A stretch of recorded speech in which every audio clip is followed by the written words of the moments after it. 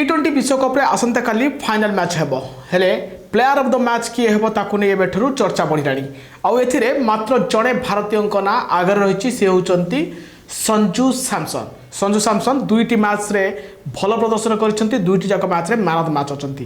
तेबे कहिबाकू गले ए रेस रे अनेक खेली अछंती से माने हेउचंती विली जैक्स इंग्लैंड रो एवं पाकिस्तानी ओपनर साहिबजादा फरहान दक्षिण आफ्रिकार द्रुत बॉलर लुंगी एनगिडी दक्षिण आफ्रिकार अधिनायक Aiden Markram New Zealand all rounder Rachin Ravindra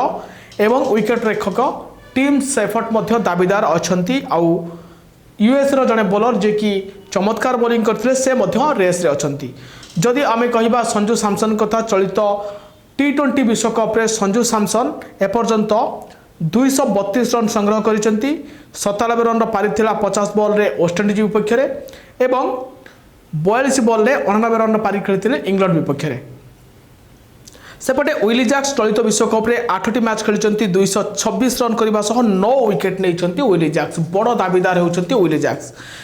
यासह बामहाती बैटर साहिबजादा फरहान पाकिस्तान पक्षर एथर चमत्कार बैटिंग करते शतक मारी 383 रन कर पाकिस्तान विश्वकप रु विदा नहीं सारी सेपटे लुंगी एनगिडी 12 विकेट नहीं बेले माक्रम 286 रन कर